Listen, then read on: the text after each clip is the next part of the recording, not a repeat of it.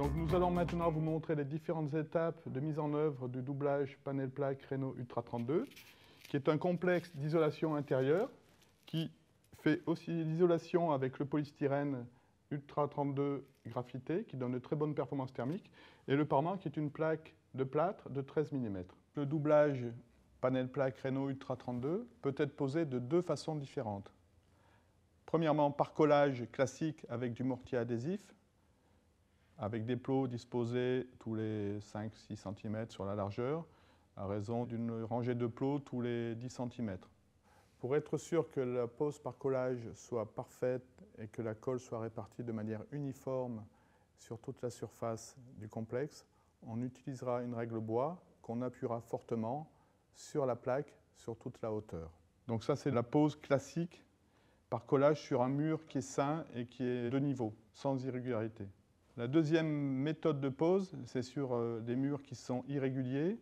On va d'abord, au préalable, fixer des tasseaux bois. Ces tasseaux bois sont posés de façon horizontale et chevillés dans le mur, espacés entre 40 et 50 cm les uns les autres, avec une pose en quinconce pour permettre un passage d'air permettant la ventilation derrière le panneau.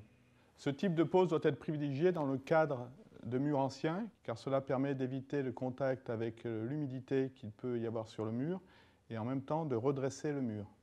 Autre avantage de la pose sur tasseau bois, cela facilite le passage de gaines électriques derrière le complexe sans faire de saignée dans le polystyrène, et donc sans faire de pont thermique. On prendra la peine de poser des cales au niveau du sol qui faciliteront le blocage en tête du complexe contre le plafond et qui éviteront les remontées d'humidité par capillarité.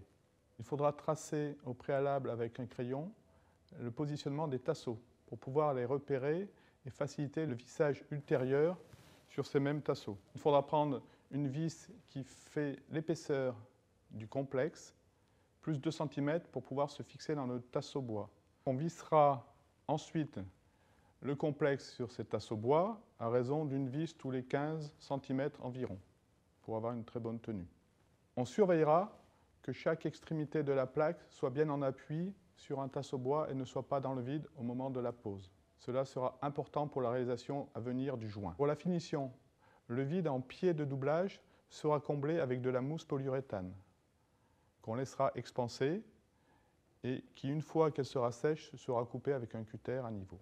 Pour la réalisation du joint, nous avons donc deux possibilités grâce à la plaque bord rond aminci. Cette plaque permet de faire un joint classique avec un enduit traditionnel et une bande papier traditionnelle. Cette plaque permet de faire un joint sans bande papier en utilisant l'enduit spécifique Knauf Unifloat.